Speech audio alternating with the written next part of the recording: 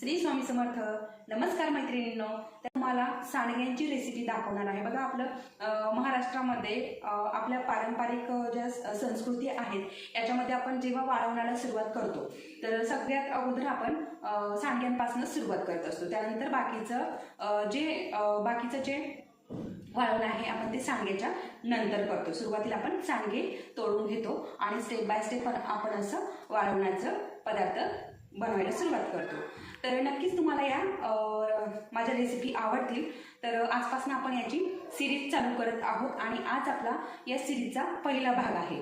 तर नक्की तुम्हाला ही रेसिपी आवडेल. तर बघा मी तुम्हाला सांडगे दाखवते. तर हे बघा अशा प्रकारचे हे सांडगे आहेत आणि सेम बघा आता हे आपण बनवणार आहोत. तर खूप छान असे टेस्टी हे सांडगे आहेत आणि हे आपले हरभऱ्याची डाळ आणि मटकीची डाळीपासून हे सांडगे बनवलेले आहेत. तर चला मग आपण या रेसिपीला सुरुवात करूया. तर बघा इथे मी मटकीची डाळ घेतलेली आहे आणि हरभऱ्याची डाळ घेतलेली आहे. आता मटकीची डाळ ही 300 ग्रॅम आहे आणि हरभऱ्याची डाळ 300 ग्रॅम आहे. दोन्हीही समप्रमाणात घेतलेली आहे. आणि वाटीने म्हणाल तर या वाटीने आपली मटकीची डाळ 2 वाट्या आहेत आणि आपली हरभऱ्याची डाळ 2 वाटी आहे. एवढं हे प्रमाण आहे. ठीक आहे. आता आपल्याला या डाळी स्वच्छ धुवून घ्यायच्या आहेत, कारण याला बघा पावडर लावलेली असते, त्यामुळे स्वच्छ निवडून धुवून घ्यायची आहे.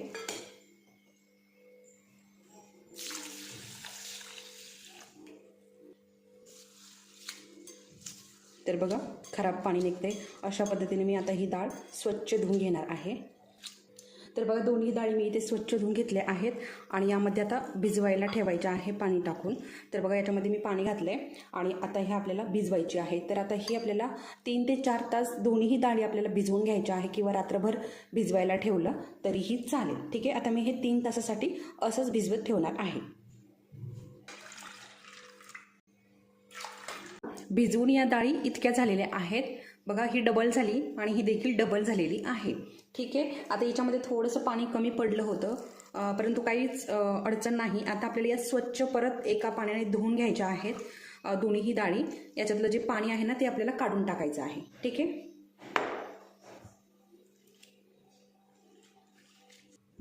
तर हे बघा अशा पद्धतीने आता इथं मी पोटाची चाळणी घेतलेली आहे आणि याच्यामध्ये ही सगळी डाळ आपल्याला घालून घ्यायची आहे. आणि हे पाणी जे आहे ना हे आता आपल्याला निथळून घ्यायचं आहे. पूर्ण पाणी हे आपल्याला याच्यातून पूर्ण पाणी जे आहे ना ते पूर्ण निघायला हवं. तर आपल्याला हे थोड्या वेळासाठी असंच ठेवायचं आहे, म्हणजे याच्यातलं पाणी हे पूर्ण निघून जाईल. आता बघा पाणी निथळत आहे, तोपर्यंत आपण पुढची प्रोसेस बघूयात. आता हे असंच आपण पाणी निथळायला ठेवून देऊया. तोपर्यंत आपण आपल्याला लागणारं साहित्य बघूयात. तर बघा इथे मी मिरची घेतलेली आहे. आता तुम्ही इथे लाल मिरची पावडर वापरली तरीही चालेल, परंतु या मिरचीला त्या मिरची पावडरपेक्षा जास्त चव असते, कारण ही ताजी आहे. त्याचबरोबर लसूण घ्यायचा आहे. आता लसूण पण आपल्या आवडीप्रमाणे घ्यायचा आहे. आता मी इथे बघा दोन्ही डाळी 600 ग्रॅम घेतलेल्या आहे, त्यासाठी मी इथे 50 ग्रॅम लसूण घेतलेला आहे. आता तुम्ही तुमच्या आवडीप्रमाणे इथे लसूण घेऊ शकता. तर लसूण जो आहे ना तो कोणता घ्यायचा बघा. जुना जो लसूण असतो ना तो घ्यायचा नाही, कारण आता लसूण जो आहे ना तर मार्केटमध्ये नवीन येत आहे. तर तुम्ही नवीन लसूणच घ्यायचा आहे, कारण आपण बघा आता हे वाळवण जे आहे ना आपण वर्षभरासाठी टिकवून ठेवतो, त्यामुळे नवीनच लसूण आपल्याला घ्यायचा आहे. याने टेस्ट पण खूप छान येते. आणि थोडासा अद्रकचा तुकडा घ्यायचा आहे, अगदी छोटासा घ्यायचा आहे. आपण चहामध्ये जेवढी टाकतो ना तेवढाच घ्यायचा आहे. त्यानंतर इथे चवीप्रमाणे मीठ घ्यायचं आहे, थोडीशी हळद घ्यायची आहे आणि थोडेसे जिरे घ्यायचे आहे. त्याचबरोबर 5 लवंगा आणि 5 मिरे घेतलेले आहेत. ठीक आहे. आता हे आपण नंतर काढूयात. सगळ्यात अगोदर आपण हे जे लवंगा आणि मिरे आहेत ना हे ठेचून घेऊया, कारण हे मिक्सरमध्ये बारीक होणार नाही, त्यामुळे आपण याच्यामध्ये हे ठेचून घेऊयात. तर बघा आपली ही ठेचून झालेली आहेत लवंग आणि मिरे. याने आपले जे सांडगे आहेत ना याला खूप छान चव येते. तर अगदी थोडेसे वापरायचे आहे, जास्त वापरायचे नाही. आता आपण ह्या डाळी मिक्सरमधनं काढून घेऊयात. आता पाणी न घालताच आपल्याला या डाळी मिक्सरमधनं काढून घ्यायच्या आहे आणि दोन्ही डाळी सेपरेट काढायच्या आहे. त्यामुळेच आपण सेपरेट भिजवलेल्या आहेत. ठीक आहे. आता याच्यामध्ये अजिबात पाणी वापरायचं नाही. तर बघा हे अशी आपली ही मटकीची डाळ जी आहे ना ही सगळी काढून झालेली आहे आणि बघा आता ही जास्त जाड पण ठेवायची नाही आणि जास्त बारीकही करायची नाही. आपल्याला बघा आपण आप्याचं पीठ जसं बनवतो ना, तर थोडंसं आप्याच्या पिठापेक्षा थोडंसं जाडसर ठेवायचं आहे. बघा या स्वरूपाचं बघू शकता अशा पद्धतीने. आता ही मटकीची डाळ आपली सगळी काढून झालेली आहे. आता आपली राहिलेली आहे हरभऱ्याची डाळ. ठीक आहे, आता ती पण आपण अशाच पद्धतीने काढून घेऊयात. तर बघा आपली हरभऱ्याची डाळ ही अशा पद्धतीची मी काढून घेतलेली आहे. ठीक आहे, आता अशाच पद्धतीने हरभऱ्याची डाळ पण आपल्याला पूर्ण काढून घ्यायची आहे. तर बघा अगदी थेंबभरही पाणी न घालता मी इथे सगळी डाळ काढून घेतलेली आहे. आता आपल्याला बाकीचं जे आहे लसूण मिरची ते काढून घ्यायचं आहे याच्यामधनं. आता बघा याच भांड्यामध्ये मिरची घेतली मी आणि बघा लसूण आणि अद्रक टाकायचे आहे. लसूण सगळा टाकला मी, अद्रकीचे असे तुकडे करून घेतलेत आणि यामध्येच आपल्याला जिरे पण घालायचे आहेत.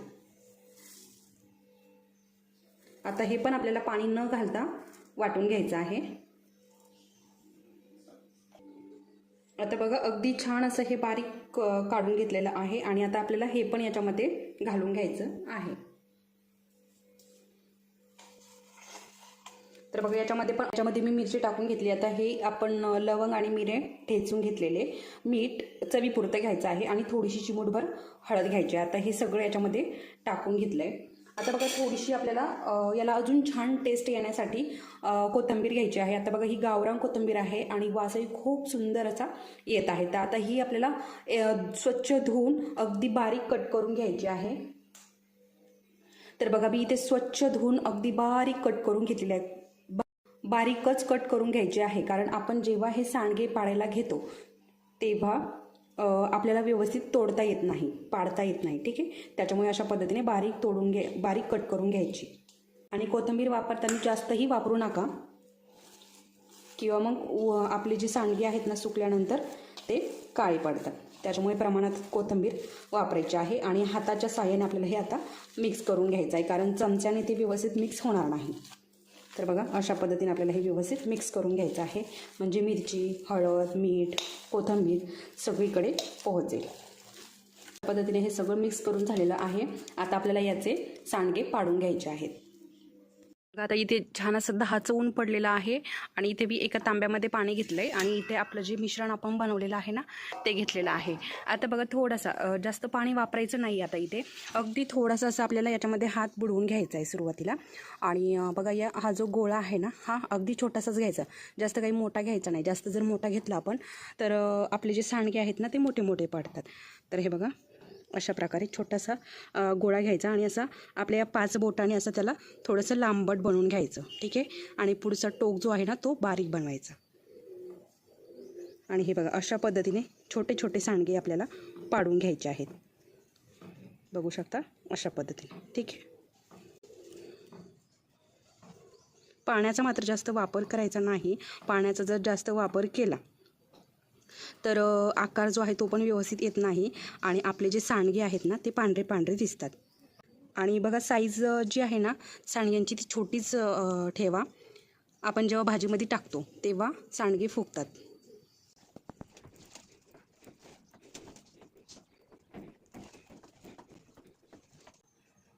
तर बघा अशा पद्धतीने मी इथे एकसारखे असे सगळे सांडगे पाडून घेतलेले आहेत. बघू शकता. आणि पाण्याचा पण आपल्याला जास्त वापर करायचा नाही आहे. फक्त आपल्या हाताला थोडंसं असं चिकट चिकट वाटत असेल तेव्हाच आपल्याला पाण्यामध्ये हात बुडवायचा आहे. तर अशा प्रकारे मी इथे सगळे सांडगे पाडून घेतलेले आहेत. बघू शकता तुम्ही अशा पद्धतीने. आणि खायला पण खूप छान आणि टेस्टी हे लागतात. आता मी तुम्हाला हे सुकल्यावरती दाखवते. तर बघा अशा पद्धतीने आपले हे सांडगे सगळे सुकलेले आहेत. आणि बघा फक्त मी असा हात फिरवला या सांडग्यांवरनं की लगेच हे अशा पद्धतीने निघत आहे. तर बघू शकता. अजून आपल्याला उद्याचे दिवस हे उन्हामध्ये ठेवायचे आहे, कारण बघा 2 ऊन दिले ना कडक की मग त्याला जाळं वगैरे काही पकडत नाही आणि आपले सांडगे वर्षभरासाठी व्यवस्थित राहतात. तर आता आपण हे भरून घेऊया सगळे सांडगे. तर हे बघा आपले इथे सांडगे वाळून तयार झाले आहेत आणि खूप सुंदर असे खुसखुशीत मस्त खमंग आणि असे खूप टेस्टी असे आपले हे सांडगे इथे तयार झालेले आहेत. तर तुम्ही ही रेसिपी नक्की करून बघा. तर इथे बघा मी तुम्हाला अगदी डाळीचं प्रमाण सांगितलेलं आहे, डाळ किती घ्यायची आहे आणि त्याचबरोबर तुम्हाला इथे मी अगदीच महत्त्वाच्या टिप्स दिलेल्या आहेत. सांडगे कसे तोडायचे, याचं पीठ कसं बनवायचं, सगळं अगदी मी तुम्हाला डिटेलमध्ये सांगितलेलं आहे. त्याच्यामुळे तुम्हाला ही रेसिपी अगदी सोपी जाईल बनवण्यासाठी आणि तुमची रेसिपी नक्की टेस्टी होईल. तर नक्कीच सांडगे बनवून बघा आणि कसे झाले ते मला कमेंटमध्ये नक्की सांगा. चला तर मग परत भेटूयात पुढच्या रेसिपीसोबत. तोपर्यंत धन्यवाद.